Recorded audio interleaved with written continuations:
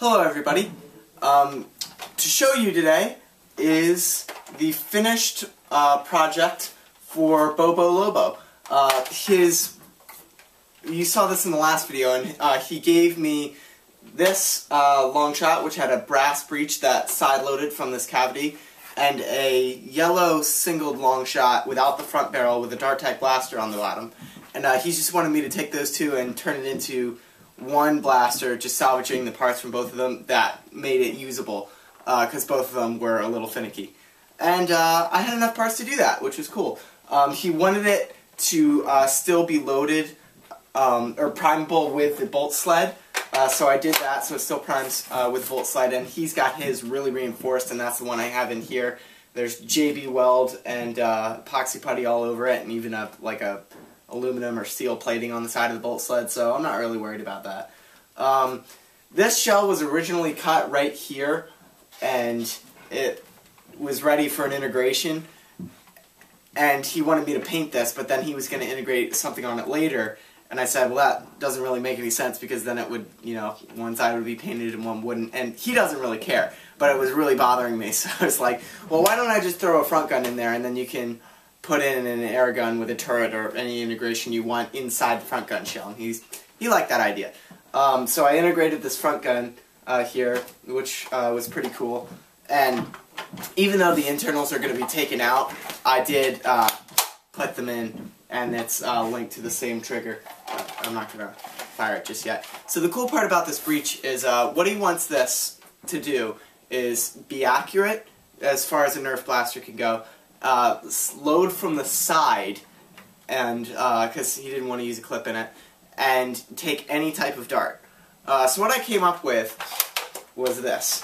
It's a CPVC pipe with, and I'll get a close-up on this because it's going to be difficult to see, with a bored-out CPVC end.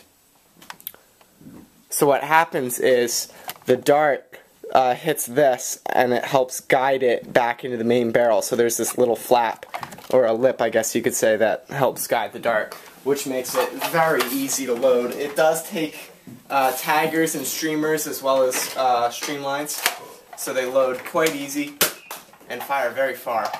This used to have a front barrel on it that looks like this, and it went all the way through like this, well, more like that, and that decreased the range because the dart was bouncing around in the barrel, but it fit very nicely for taggers, so it would actually increase accuracy. However, it was leaning off to the side a little bit, and I had glued it in, so I had to break it to get it off. I'm just going to shave the end down and glue it back in straight.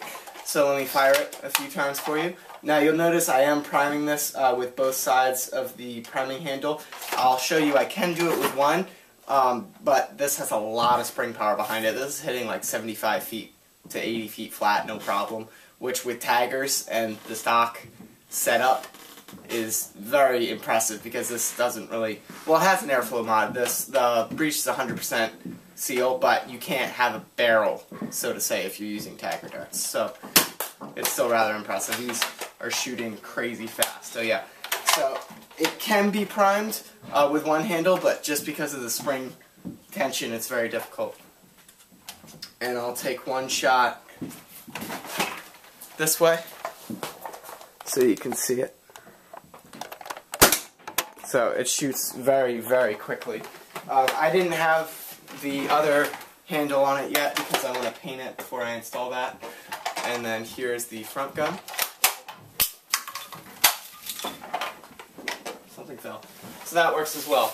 Also, I recently got darts from, I don't know where they came from, but they're these dense silicone tips, really dense, and custom foam, and they work pretty well in this. You're going to have a separate review video about just these darts.